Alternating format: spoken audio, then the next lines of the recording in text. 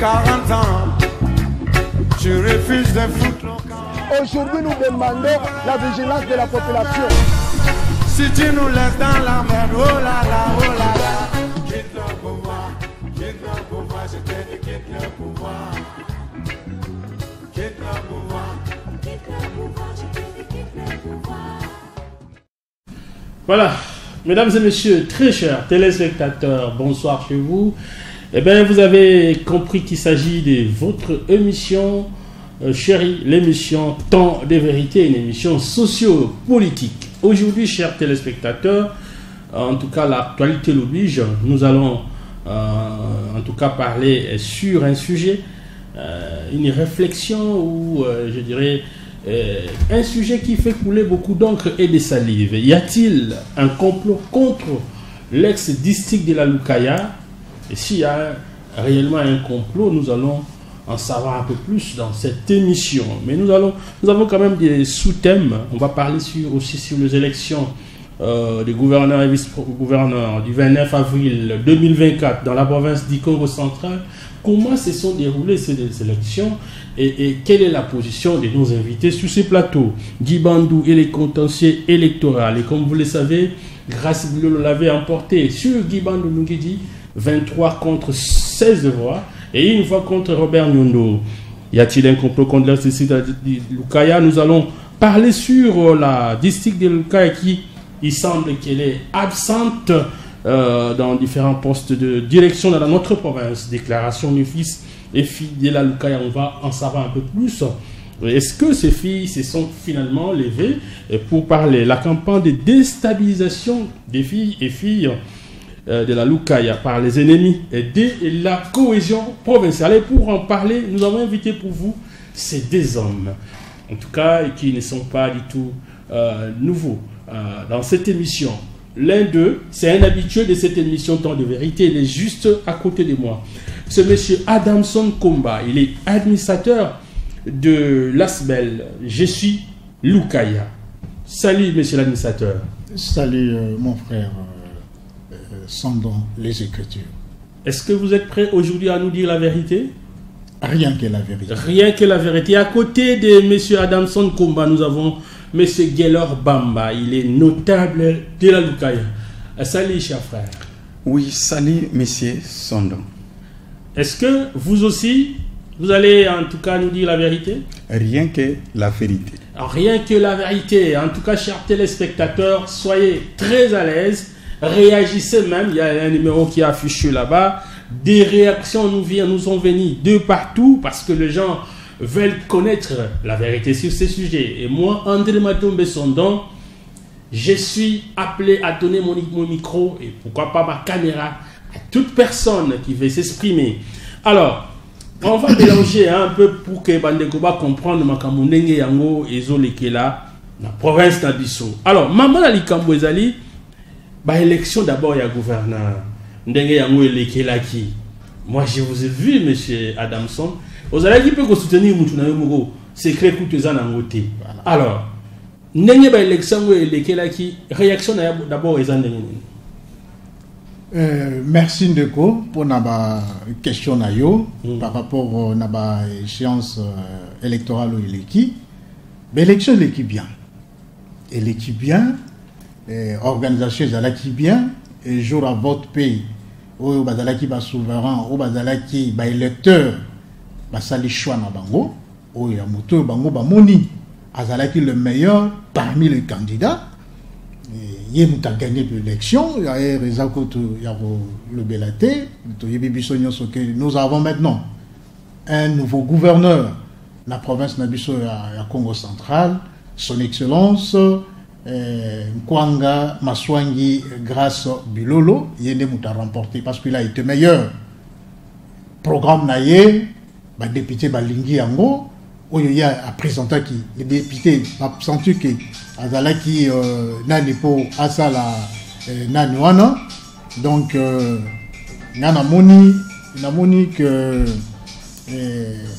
élection Oyo et répondre pendant n'abattant même la population que cette élection vienne changer et à changer ma la province à Congo central. En tout cas, l'élection d'équipe très bien.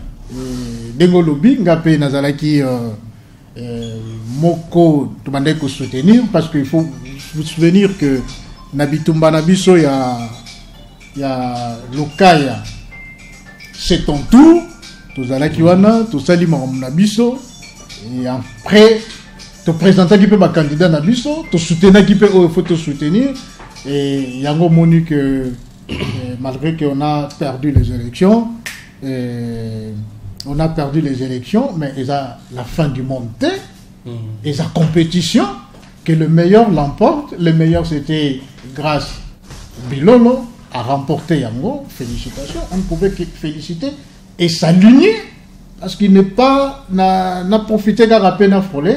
Aza gouverneur, il y a 23 députés. Mais Aza gouverneur, il y a Congo central, il y a Congo Nyonso, de Kasangulu à Yema, de Luozi à Kimvula. Donc, il faut bailler Beloko. Bien sûr, Aza Mwana Bas-Fleuve, mais Aza Mwana Lokaya, Aza Mwana Cataracte. Voilà, merci pour la précision OEPC. Je crois que dans le côté de l'Italie, l'ex-district qui a Lokaya, tu côté un peu tout na point mituna na bisondenge yango tobongi c'est là qui yango. Alors, il y a ce qu'on appelle les contentieux électoraux. Mon amboka Gelor Bamba, ils ont notable Congo. Kaya Gibandu ba sépérité, ba keko funda, ba lobi fraude et salema qui ba irrégularité zalaki. Alors jugement ni ko ça la plan de Kambaya. Merci Ndeko. Oyo nakoki koloba na match news il y a football. Na yebi ke il y a trois choses ezalaka kuna. Ezali na moto yo akoki ko gagner, eza na moto yo akoki ko pola, pe ezalaka pe na match nil. Mais na makambo tali maponami ezalaka makambo mibale. Ezali moto moko okoki ko gagner, pe mutu mususu okoki ko pola. Et oyo azali vainqueur mokola lelo ezali ndeko na biso grâce Bilolo Nkwanga. Donc yende mutu azali gouverneur ya Congo central. Que ce soit au moment de la campagne, au soutenir yé, au lingo lingate, c'est lui le gouverneur. Donc makambo etali yabitumba. Oyo ete kaya ndeko Gibadu bazo kende na justice pona ngai etanke ba Congo ezali malamu te. Lolenge ete ye azaraki candidat na 2022 azaraki pe ye mon côté.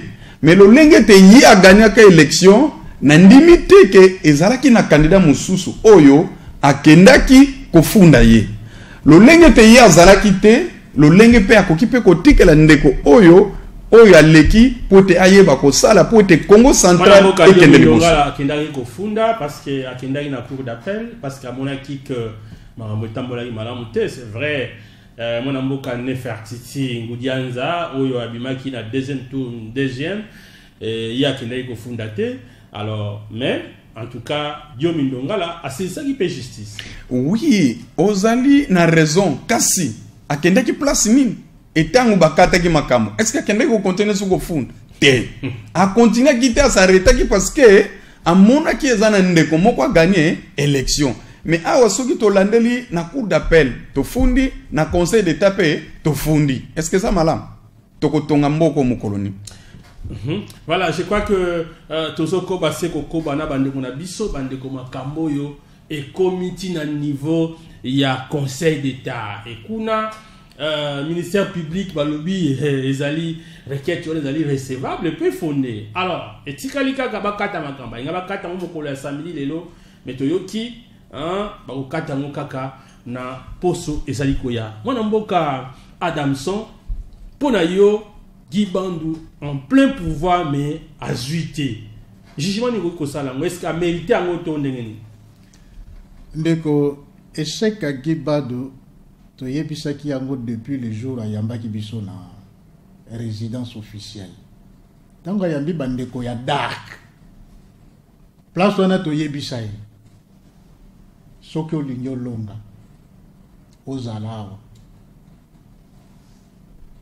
talaka ya bandeko soki po lingi na yo pete yo nde moto koyeba mais soki toyebisa ye soki makambo ya biso olingi no yango te libabe malédiction ekolata yo toyebisa yango boye clair ndeko na biso tozala na yo ya conduisant administrateur ya dark cabinet Robert Bwenzei atala ye na misu dans le na misu boye ayebisa ye que soki opesi biso mbongo na biso te eza mbongo ya nini mbongo ba indemnité de sortie na ba arriéré de salaire okozala na malédiction et puis ayebisi ye soki ofuti okozala na bénédiction.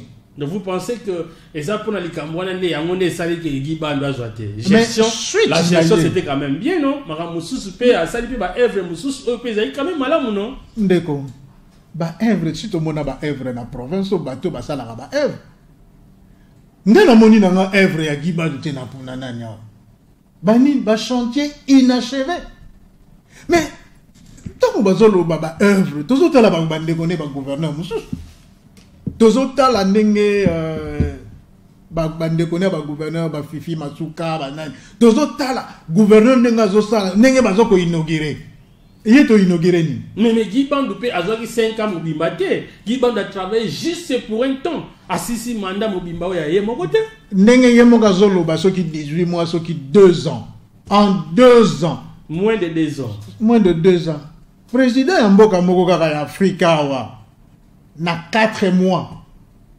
4 mois. Président Mokoga et Afrique a eu pouvoir 4 mois à réaliser ma œuvre à Minen. Question ya volonté. Et question ya koyeba et loko nini olingi osala. Oyebi mutu mususu ba pese ki bokondi. Ma yebi ne place a kobandela te. Habita kobandela babi asimba wa ngote asimba kuna te kende boy yango bomonaki abandi non marché sud au stade Lumumba, route La Tortue, oh non, stade Sokol, oh non, moi finzela na ibite soki boulevard o ba na ki stand wana o na gare wana après pont nzela moko ba sala na soki ya 20 mètres boy soki ya ba o bétonné soki ya 20 mètres boy et puis atiki ba inachevé partout et silité siko na muto ndenge wana eloko na koyebisa yo le gouverneur Giba c'est kobanda mbuta na biso Mbachi feu Jacques Mbado tozi Atumatu Bwana Justin Luemba gouverneur oyo azui ba moyen ya ebele eza Gibado azui ye ba moni ba mindeko na tangi mususu omona une année 10 mois rétro yakate frais d'investissement yakate mbongo kuta pétrole ko lobete po baneko yate mais ndeko na biso Gibado a chansar na la rétro baneko ya régulièrement et puis ba moyen déjà cassé à bakise les mbongo to ka ndeko na biso mavoka kuna ndenga ramener ba résultat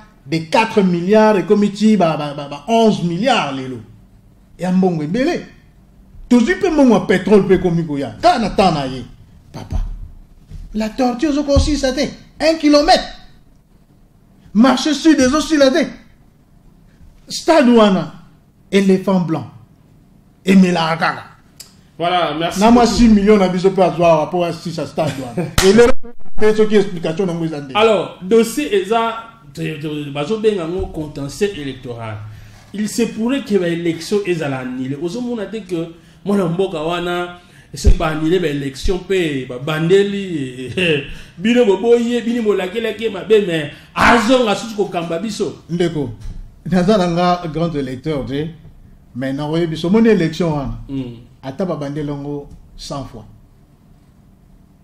komoni 16 wana zwaki soki to bandeli lisusu azwa 7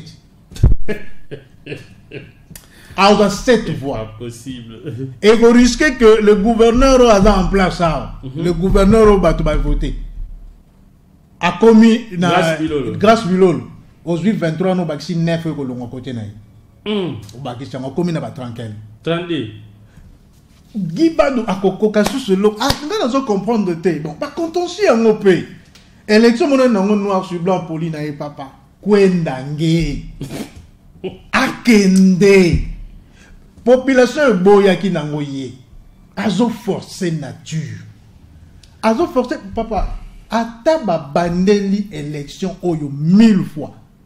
Nous allons comprendre, bon, n'abika que na cour de cassation pour nous qui na conseil d'État, n'abi n'anga que réponse est dans bien.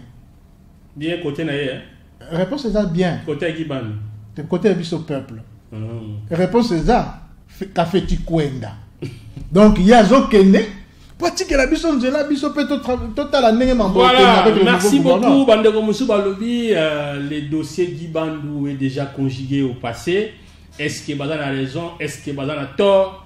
Tozo Zela Bandeko, Conseil d'État, à Katane Likambo. Alors, dossier Mounene, Tozanango Awawa, place un des autres Tikala, Poto Kota, Tofongola, tout est basso qui réellement est à Bongo. Y a-t-il réellement un complot contre l'ex-district de la Lukaya? S'il y a un complot, ou bien complot exaté, ou bien Batou, Balimbacha confusion, Ndeto Bengisi Bae, Bazali, originaire, il y a Lukaya. D'abord, M. Adamson comme Bazali, administrateur, il y a Asbel de Je suis Lukaya. Et Pembe Naye, tu vois, M. Gelor Bamba, Bazali notable, il y a Lukaya. Donc, Bazana va maîtriser Malamu. Non, il y a des districts na bango. Mon côté, il y a boss na district il y a Outa. Tous abisonnions se bané Congo, c'est vrai. Mais moi comme Moussou ça y a boyé, Moussou ça boyé, Moussou Sukuna. Bisonnions se makumata te former kaga peuple moko. Bongo te. Bongo. Voilà.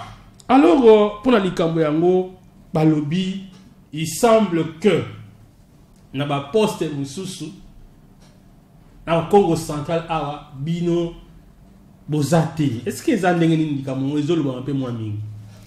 Merci Ndeko. Lukaya, Tozoloba Lukaya absente.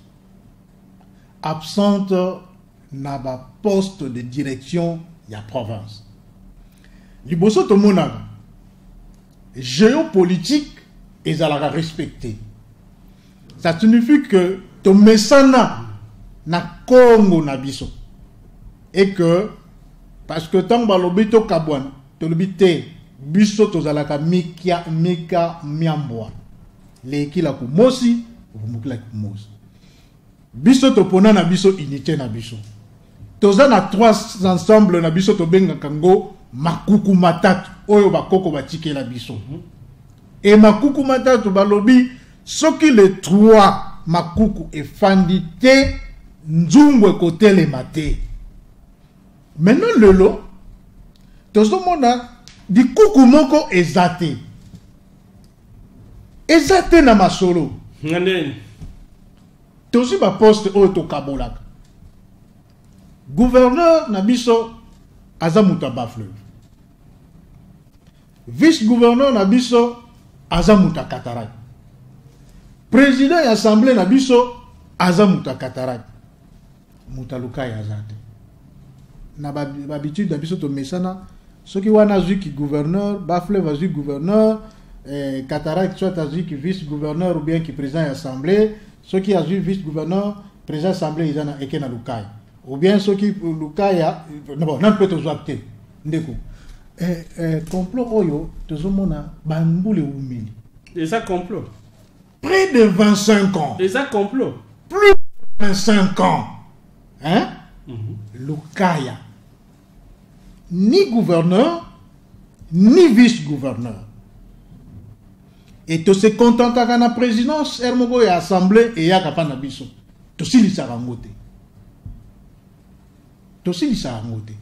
alors si quand on monique masolo et salemi sikoy biso nyoto ya na kata union sacrée mais to moni union sacrée a toujours sali mambovrete. Mais vous avez une vice-présidence à l'Assemblée provinciale. Non, moi, Joseph Salambi. Azawana. Vice-président. Vous avez vice. Vraiment, première institution. Il y a province. Obengie vice. Alors. Obengie vice. Et ça va pour ce mot, il y a une responsabilité. Est-ce qu'on dit que vice soit un chef à faux? Soit un chef à faux. Au sein. Tu as un exemple clair. Il y a un biso, frère, un biso, Nkwanga, Bilolo, Grâce. Il y a un faux.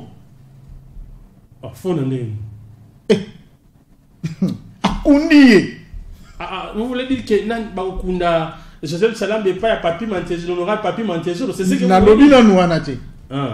Mais n'a pas si d'exemple. Il y a pas vice. Alors, biso, union sacrée, il y a une répartition. Tout le monde a bakenda na kin. Tant bakenda kin, pour ba bongisa makam. Au début, tout le monde a makambo ezalaka kitoko. Représentativité ezalaka. Parce que wana tout le monde a balobi vice-gouverneur de Konabiso Grâce Bilolo. Vice-gouverneur Bazouin de Konabiso Ntela o ya Katarak. Président de l'Assemblée, Basel Bakalki na mo pe sapane de Koyobila. Banzenza. C'était ça. C'était ça. Ba conclure marché na bango, ba conclure accord tout pas ba quitter ce terrain. Mais ba y a un terrain boye, j'ai échangé pour nous. Mais j'ai changé. On a vu déjà l'honorable Mantezo la parole, l'interview déjà qu'on a bandai qu'on l'a déjà que oh azana il faut avoir la responsabilité. Vous n'avez pas remarqué ça? Non, à bandai Koloba parce que par expérience parlementaire de Mantezo le sera Zuma c'est un notable Congo, ce n'est que normal. C'est un vieux routinier, ce n'est que normal. Il a de l'expérience parlementaire. Ce n'est que normal. Azal Abimi, député Leloté, c'est un ancien député national, c'est un ministre, un membre du gouvernement central. Donc, il a une expérience. Avec cette expérience, na place que to sangani misonyos to talarande bazabom. Nde bazaki bongo na équipe wana bakendeki, muto yo déjà comment na ba niveau na ezaki. Ce n'est que normal.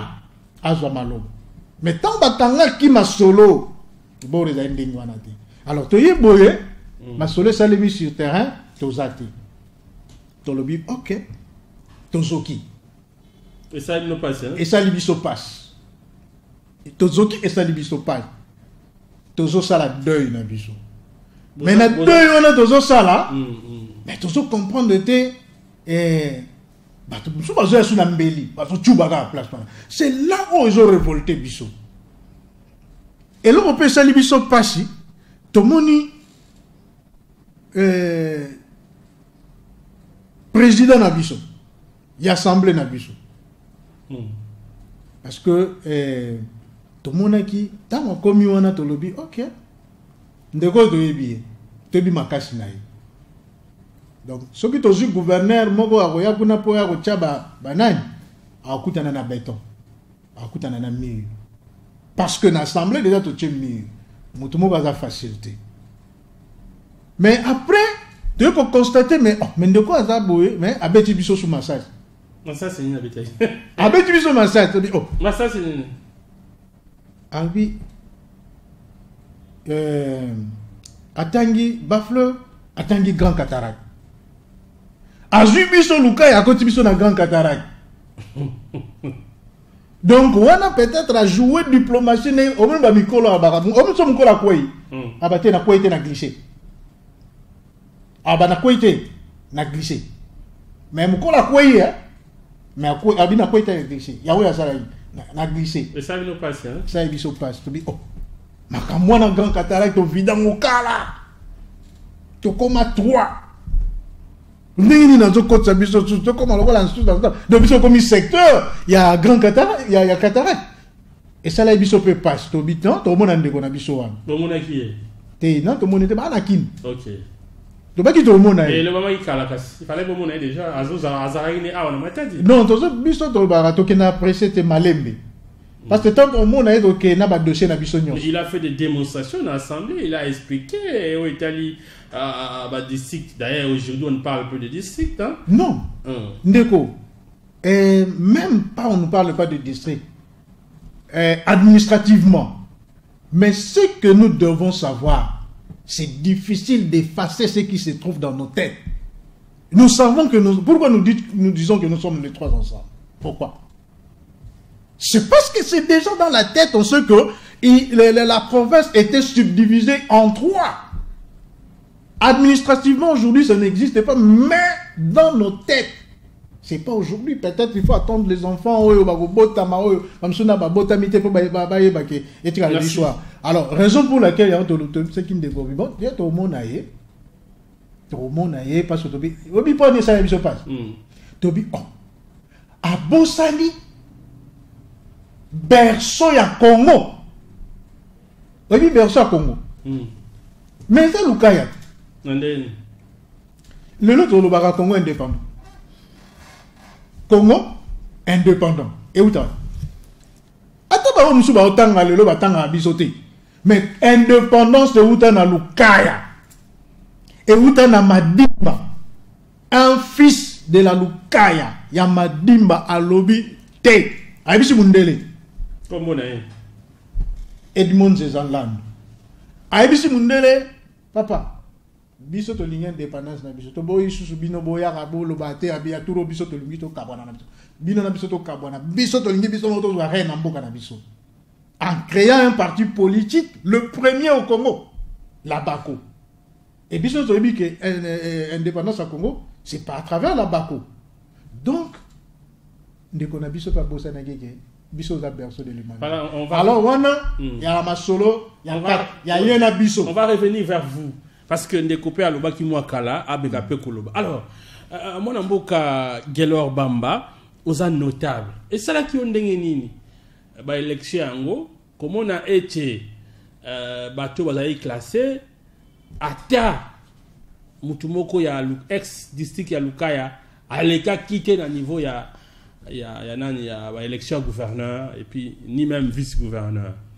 Et tango mon amboka l'honorable Didier Boudimbu ou Azali moko ya ba notable pe ya district Nabino tango a classé mentor abimi mentor il y a candidat moko gouverneur mais qui n'est pas de la Lukaya Azaya ba fleuve bo jija ki en ndengeni.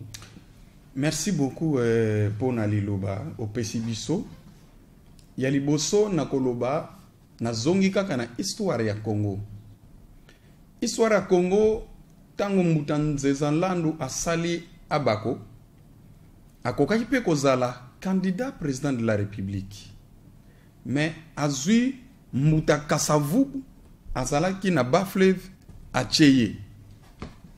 Ezape ndenge moko lelo Mutabudimbu asali parti politique AVC.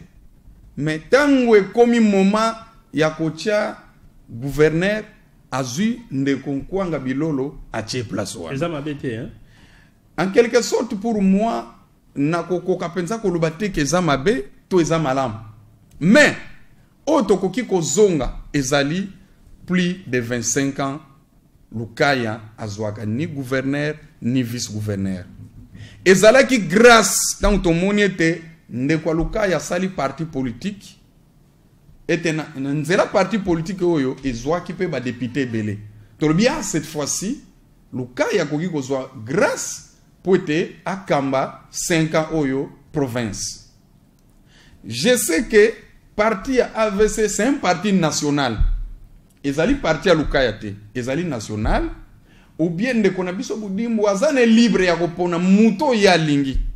Pour avantage ya parti. Donc pour moi selon il y a talaki avantage il y a parti politique mais à talaki avantage il y a districté. Car rien ne tient que ndeko aleki comme gouverneur. Azala gouverneur il y a Congo central. Car ça c'est la gouverneur il y a Baflevité. Ce qui a zali gouverneur il y a Congo central. Et kozala malamu mingi et kozala pe esengo. Mutakasavubu era koma ki président de la République azalaki pona Congo Mubimba mais azalaki kaka pona Baflevité. Voilà en quelque sorte on a koki ko répondre. Voilà, merci pour la sagesse nayo ya réponse nayo parce que télévision est compliqué parfois et vraiment vous avez été très très sage. Alors nazo zonga na mwana mboka Adamson Komba balobi bana les filles et fils de la Lukaya ba utai ko ça la déclaration. Alors ni motiva ki bango ba ça la déclaration wana et message clé oyo population ko bombe za ki nini. Merci Ndeko, tout à qui ça la déclaration na qui sent tout parce que tu as dit que histoire et banda wana. Bana Lukaya balobi tangu totali to lobi to zati to zoki pota. Na ba institution to zati malgré to zati to yebisi gouverneur le nouveau gouverneur to lobi na yeboy oza papa oza na bana misatu na ndako opesi mwana moko biloko akolia opesi ya mibale pe biloko akolia tango komi tour misatu azwi eloko te na bakado tango ozokabola pesi ya liboso pesi ya mibale ya misatu azwi eloko te parce que omoni biloko yango na maboko esili siko oyo azwi te comportement na ye ekozala ndenge nini face à les deux autres à Kosepela to à Kosepela te yango ezo salim Bafleuve azui cataracte azui Lukaya azui te alors yango tozo senga au nom ya cohésion provinciale au nom ya unité Congo au nom ya vivre ensemble na province na biso to mesana kozala bomoko pour équilibrer to sengier pour équilibrer parce que to sentir que to za lésé to sentir que to zaté to sentir que to za nulle part alors pour na kozluka unité étant que yé azap le papa ya ndak ya famille ya moto zo senga pana ye eloko ka to senge moko ya ko créer équilibre ya ko compenser Lukaya na compensation wana biso to pesa ke proposition na discours na déclaration na biso soko landi to lobi bon biso zuiria gouverneur déjà zo pese na pas fleuve et Katara zo pese na pas fleuve mais binimo bolobi yango esengela za la gouverneur pour na Congo ça non na kaka partage. Ah, ce qu'on a ben à gouverneur à Congo. Vous parlez de la géopolitique. Nazo ben géopolitique. OK. Ah, na kata géopolitique comme tous yeux l'autre côté. Maintenant tant qu'on ça la gouvernement na yé. Yango tozo senga yé. Tant qu'on ça la gouvernement na yé. C'est là où loba. Moi na zwa ke l'autre côté. Po esengwe zonga na motema mwana wana. Po na tozala bomoko biso nyonso to. Ponzungwe telema. Na compenser moi na wana. Alors compensation oyo faire allusion aux le vous faites allusion réellement à quoi? Voilà. Ça là clair parce que à la émission ou à l'Andarabi biso tozo senga ye parce que tu as dit qu'il est le gouverneur de la cohésion. Il est venu faire la paix. Unir biso nyonso na Congo central. Ako lingate ke Lukaya ils allaient frustrés. Pour éviter frustration, on a besoin de faire une proposition. On ne fait qu'une proposition. C'est la dans ça, le gouvernement naïe. Les ministères les plus importants, après ça na Lukaya. 3 ministères plus importants, après ça na Lukaya. Ils ont tous Tangana ministère. Yemoka koyeba. Oh, les plus importants, yo za la finance. Tu as la finance, oui. Tu as l'intérieur, tu as le budget. Ok. Oh, à côté qu'on paie ça dans Lukaya. Parce que tu as 3 territoires.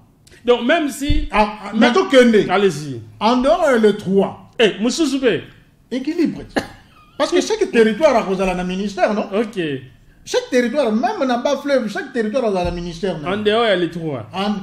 Le ministère na biso pe 3 oyo yango ezaka na mutunyo sa kozwa chaque territoire Kasangulu Madimba Kimvula OK et puis si 3 très bien et ensuite to lobby en dehors de 3 parce qu'ils ont créé équilibre pour tout en rien en dehors il y a les 3 à Bakisi direction il y a DGRKC c'est une institution aussi important dans la province direction il y a DGRKC une fois zongo à Lukaya Lukaya à Baxel, on a 2 commissariats.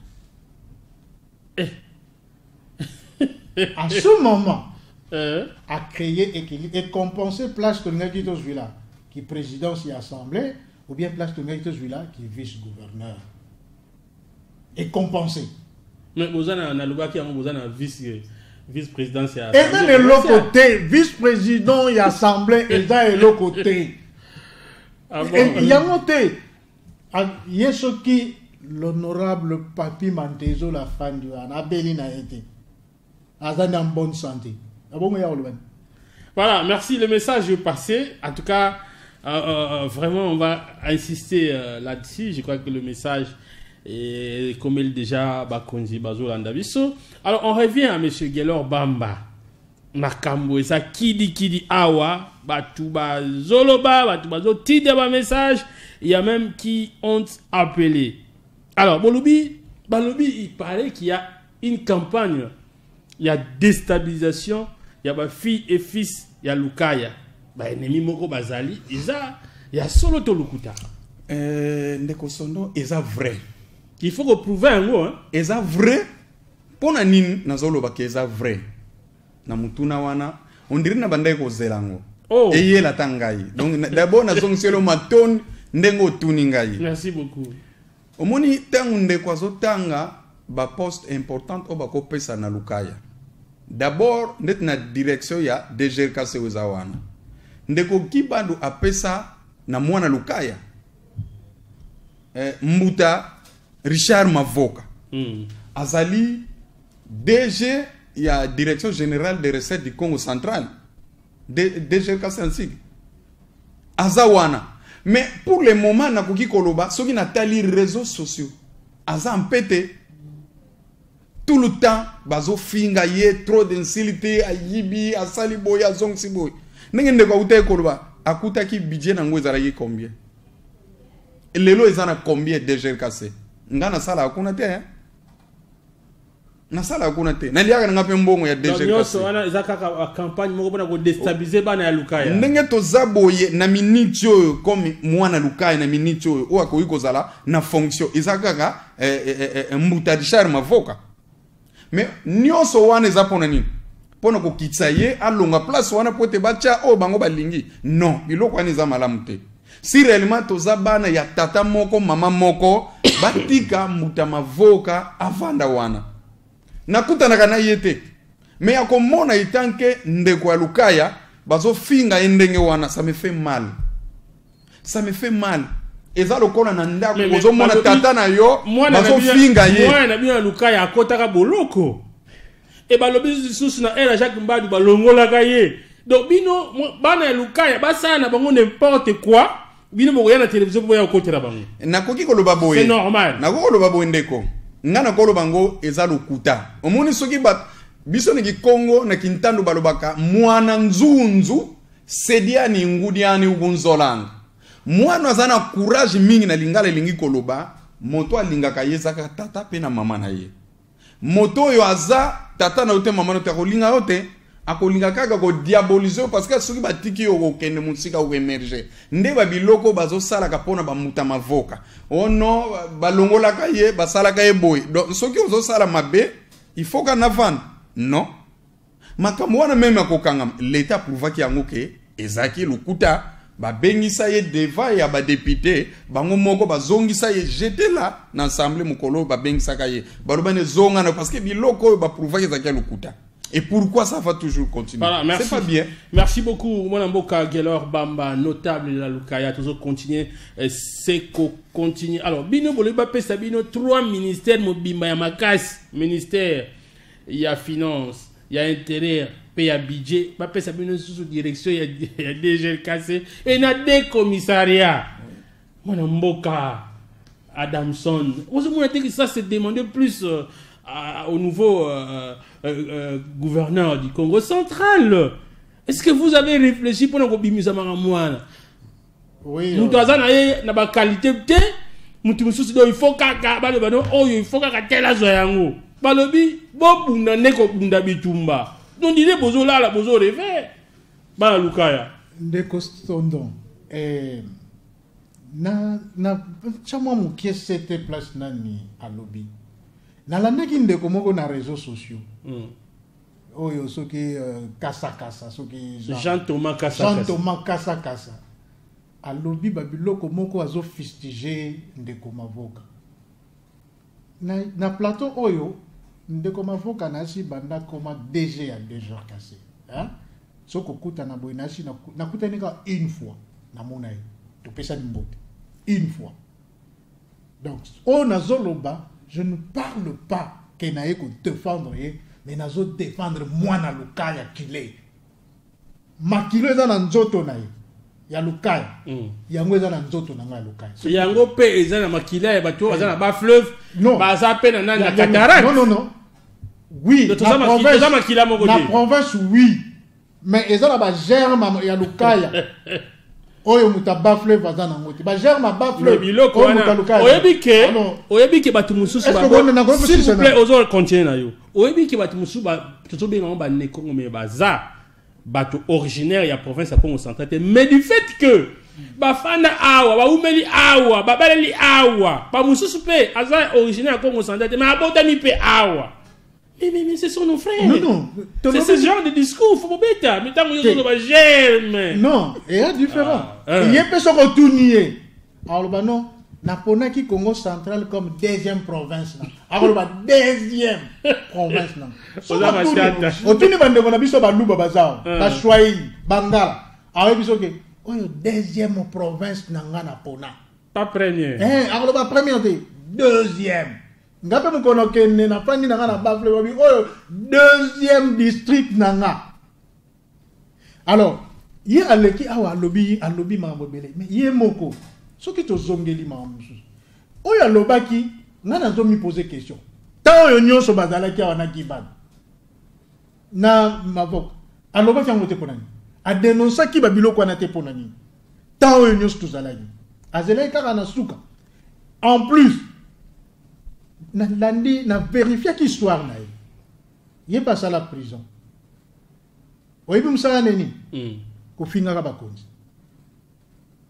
ana caractère ba bien te o ba Congo bazalaka na ngote mu Congo finga te so muta a finga vérifier bien est-ce que so kaza mu Congo un vrai mu Congo oyo penda na souche na ye ba ancêtre na ye oyo azana ba juste coutume afinga kate afinga mukondité et puis les afinga mukoloté mais yé prison à sala afinga alobi balongola na DGRKC ceux qui va suspendre ceux qui ni incompétence na vérifier ka bana ça na péage la réseau kota troté babi mucho ba remplaçant la kuta ko sala ba résultat ko le kai alors ti azo ko attaquer ndeko Mavoka na éviter na landa ke sous alobi oh non ba recette toutes les questions à lobby bah c'est ba recette Mavoka ayeko matisa ba recette ya province abani ko pesa ba explication na mona kango lokola ya bana mike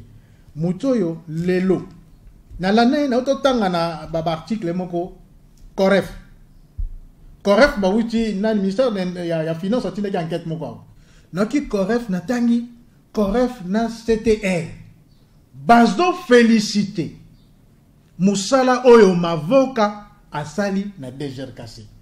Mavoka a travaillé avec Guy Bandou. Avancer. Mais yo a osé okumisa kaka. Non. Osé s'il vous plaît, osé okumisa kaka. Je termine. Mavoka. Mais en tête Guy Bandou oyo bazalaki ensemble, oyo bazalaki likolo na ye. Nakoloba problème na ye, nakoloba problème pourquoi je nie Guy Bandou. Nakoloba. Mavoka soko talipe il construit, c'est le premier DG oyo azo construire ba édifice propre ya DGRKC et belé ba leki wana ba tongi ngote omoni so muto asa eloko ne abia faut betele maboko bible ezo recommandant c'est pena na muninga azo sala bolam azo sala bien betele maboko oyo azo sala na ndeko wana to makasa kasa azo sala nga mona kiango hermona monengo c'est comme si omoni si on veut noyer son champ on l'accuse de rage. Balobi batunyo swana bakende ba DG Mavoka voilà complot ya botika la bodi si tsasa parce que il est juste. Voilà omoni na bana luka place ngo kuti bora ngo epima table rase to raser Lukaya. Au moins, quand on a dit ça, là c'est allé. To raser Lukaya pourvu que to tchabat na biso. Na sengi pas gouverneur. Nata na caméra. Oui, d'ailleurs conseil na yo parce que bientôt Gouverneur. aussi ça. Excellence, monsieur le gouverneur de province Nkwanga Bilolo Grâce. Omoni Batouane, oh bazoya lelo. Net batoma kasa wana. Bazoya. Bazoya po ba troubler o eza na mutu na yo.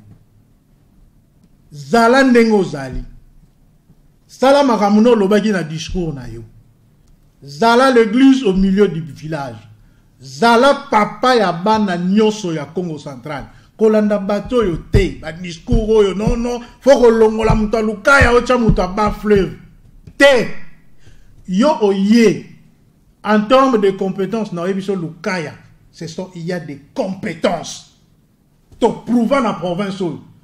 Dans la Lukaya, il y a des 25 ans, pour gouvernorat, quelqu'un écrit, il dit, il s'appelle Rigen Chese. Il n'y a pas un complot contre la Lukaya. Cette dernière ne veut pas s'imposer. Et votre réaction? Non. Quand il dit qu'il n'y a pas un complot, mais ce qu'on est en train de dénoncer ici, le travail de Thomas Kassa, c'est de faire, c'est de dire au gouverneur, enlevez-nous ces gens de la Lukaya, mettez-nous les gens du bas fleuve, parce qu'ils sont en train de promouvoir Bodis. Il est d'où? Ils sont. C'est lui l'individu. Oui. Vous pensez que son nom, la Lukaya, son nom, il tient toujours la langage aux Amalam. Son nom a été cité. C'est comme ça que je cite encore son nom. Mais il ne faut peut-être pas généraliser les cas. Non, c'est un exemple. C'est un exemple. Ils sont nombreux. Ils sont en train de tirer. Ils ne tirent pas seulement sur Richard Mavoka qui est de la Lukaya. Ils tirent sur Serlin Gonda qui était le directeur de cabinet du ministre des Finances. Qu'est-ce qu'il avait à voir? Est-ce qu'il avait une signature? Est-ce que c'est lui qui devait décider de la preuve? Ce n'est pas lui. Serlin ne pouvait pas décider à la place de Guiban. Parce que Guy c'est le maître. Merci. En chef. Merci. Mavoka ne pouvait pas décider à la place du gouverneur. Mavoka prépare. Lui ne gère que c'est. Je pense la DGKC, on lui rétrocède 20 à 25%. Alors pour vous, c'est le 20 à 25%. Mavoka peut continuer même quand le nouveau gouverneur va commencer son travail. Pour Moi vous. je pense, c'est comme le président de la République. Ce n'est pas tous les ministères, tous les ministres qu'il mettra dehors. Ceux qui ont travaillé, ceux qui ont prouvé, qui sont compétents. Et je pense que le gouverneur Grâce Bilolo a besoin des compétences. Il n'y a pas que Richard Mavoka, il y a d'autres fils peu importe, de la Lukaya qui sont aussi capables. Peu importe. Je dis peu importe. Mais la DGKC. Ça va revenir à lui, le gouverneur de nous savons que c'est au pouvoir discrétionnaire du gouverneur de province. Mais c'est un père écoute. Très bien. Le message est passé. Et je pense qu'il écoute. Et comme il écoute, la DGKC nous revient. Ça revient à l'UDPS. Ça revient pas. Il y a l'UDPS chez nous, il y a l'INC chez nous, il y a APC chez nous, il y a MCSD chez nous, il y a tous les partis politiques chez nous. Voilà. Donc ça revient dans l'ex-district de la Lukaya. C'est ce que nous réclamons. Parce que nous voulons l'unité et la cohésion provinciale. Alors, M. Égide Samba dit il n'y a pas un complot, certes il y a un problème d'un leadership fort entre nous suite à l'égoïsme de l'homme. Or, l'union fait la force. Suite à cela, nous restons toujours le dernier et le Binatinkutu des autres dans la province du Congo central. Réveillons-nous et rassemblons-nous, et regardons dans une même direction. Votre réaction et votre conclusion, Monsieur Galor Bamba. C'est pourquoi nous refusons à être tout le temps des Binatinkutu. C'est ça qui a fait qu'on est en train de parler. Tout le temps, on neutralise tous ceux qui sont des fils et filles de la Lukaya. Comment on peut avoir un poste de gouverneur si vous n'êtes pas en paix? Quand vous n'êtes pas unis, comment on peut recevoir des grands postes? Je prends un exemple.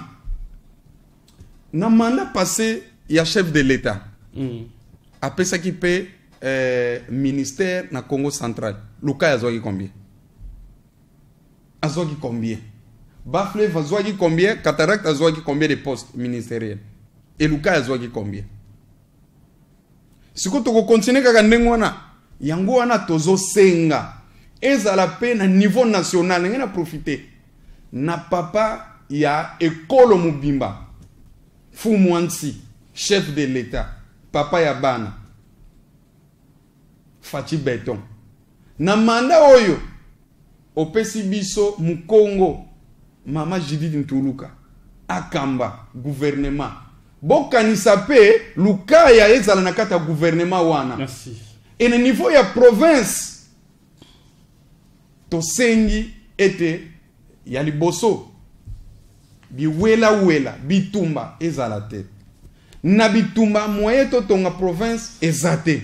Merci. Mutambachi aza mutu ya Baflev metango a dirija ki province soki ete na Baflev atongi centre de santé okomona ngona cataract okomona ngona lukaya na di territoire mobimba oto zanango atika ki bilembo partout pe akoma ki partout.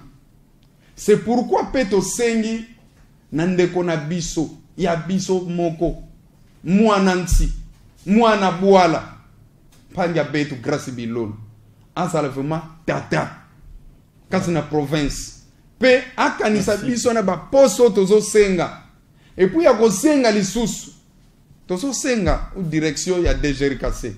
Mais mutama voka za wana za mwana lukaya. Jamais biso ngi Congo balobaka. Nzongoti balobaka yao. Atavera na gibandu ifo balongola ye. Elingi koloba teke soki travaillaki mutasondo. Elingi koloba teke. Oui, elingi koloba teke soki o travaillaki na ndeko gibadu ke ate o salaki malamu ifo ka kolongwa. Non, asalaki malamu. Muta Richard Mafoko. Mais tout le monde recette zaki combien? Les lois za combien? Na minicho mukonza mboka lobi il faut to il y a un terme qu'il a utilisé il y a ko bomba nanu oyo tozui. Hein, il faut garder d'abord les acquis. Ouais?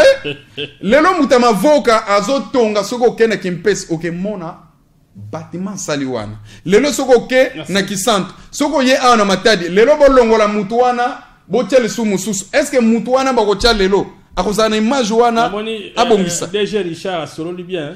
DG Richard okobenga ye même na téléphone to sololi na yete na yebi kututana kutana yete. OK. Na yebi kututante to kutana mais problème na ngai zali. Wana ngana yebite. Alors wana ngana ko yebate mais on ngai je pas le temps que faire lukai. Merci. Message passe. Na ngai yango tonga to lubake bandeko oyo babandi ko mener campagne moko ya ko déstabiliser bana lukaya batika. Et na ko senga na mukonzi oyo ya sika alanda bango te. Alanda ba conseil na bango te. Azala l'église au milieu du village et puis atala kaya lukaya. Lukaya to sengi yo oyo to sengi yo pona o créer équilibre pona ko éviter ba frustration. Alors pona bandeko oyo ba mesana ko finga ba mesana ko kende pa ba konji ko kosa makam to sengi bino bo changer bo changer. Alors pour mbongo na bino bo senga. Alors pour mbongo na biso déjà faut déterminer za nini mbongo nini.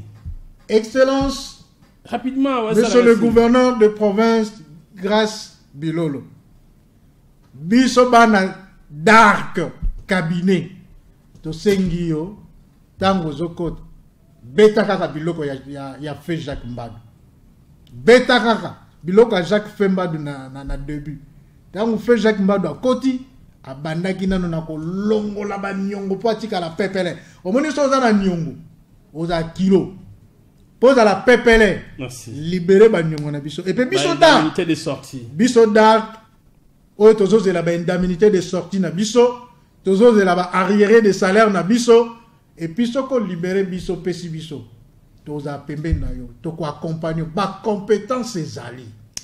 Voilà le message. Le message est passé. Et puis to soutenir pe yo pour réussir na mandat na yo.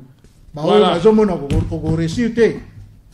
Bangonde bakanga minoko. Allez, ça n'est fini pour aujourd'hui, mesdames et messieurs. Il était vraiment impérieux de parler de ces sujets. Hein. Lorsque nous l'avons mis sur la toile, sur les réseaux sociaux, il y a eu tellement de réactions. Y a-t-il un complot contre l'ex-district de la Lukaya? Vous avez entendu, c'est à vous aussi de faire votre jugement. On a parlé des élections des gouverneurs, vice-gouverneurs, qui a amené grâce Kwanga Monsongi Bilolo à la tête de la province, élu donc. Mais les contentieux électoraux, le Conseil d'État, en tout cas, va se prononcer d'ici la semaine prochaine. Et nous espérons que grâce Kwanga Monsongi Bilolo sera confirmé encore gouverneur du Congo central. Que la paix de Dieu règne dans vos foyers. Pour vous qui négligez la district de la Lukaya, je vous dis, ne le faites pas parce que tous nous formons la province du Congo central. Et bango peut pas compétent bazakuna. Et ça peut malamu, c'est vrai. Moi je peux pas poster mon ministère Yamakasi. Et d'ailleurs, moi na mboka dile budimbo alingi ba langage wana ya ko se séparer te boye tout ça. Donc botika na bana ya Lukaya kimia, botuka bango te bo bwaka ka banini ça bango bien te. Kimia nzambe na mabote na bino. Ciao.